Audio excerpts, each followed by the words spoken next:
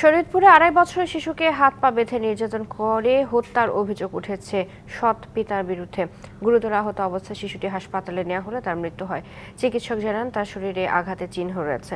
এ ঘটনায় সৎ বাবা মঞ্জুরুলকে আটক করেছে পুলিশ। ৬ বছর আগে কুমিল্লার রুনা আক্তারের সঙ্গে বিয়ে হয় গাইবান্ধার রিকশাচালক রাশেদুলের। তাদের বিবাহিত সংসার জীবনে ২টি মেয়ে সন্তান। কয়েক মাস আগে রুনা আক্তারের সঙ্গে প্রেমের সম্পর্ক গড়ে ওঠে চট্টগ্রামের টিউবওয়েল শ্রমিক মঞ্জুরুল আলমের সঙ্গে। ১৭ দিন আগে তারা পালিয়ে গিয়ে শরীয়তপুরের ডোমসার এলাকায় চলে যান। সেখানে রুনা আক্তার তার কন্যা সন্তান রাবেয়াকেও নিয়ে যান।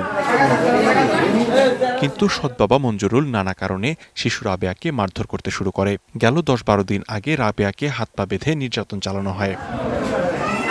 গুরুতর আহত শিশুটির মা তাকে হাসপাতালে ভর্তি করলে তার মৃত্যু হয়। এমনিতেই মাইয়া কোনো যায় না। আমি তো মারিনি, এখন আমি ঘর ছিলাম না, এই জন্য মারছি।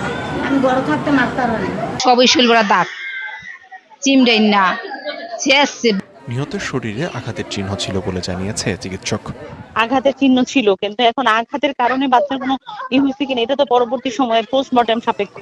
এই ঘটনায় অভিযুক্ত সৎ বাবা মঞ্জুরুলকে আটক করা হয়েছে। শিশুটির সৎ পিতা তাকে অমানসিক নির্যাতন করে অভিযোগের সত্যতা পেয়েছি এবং এই শিশুটির সৎ পিতা তাকে আমরা হেফাজতে নিতে সক্ষম হয়েছি।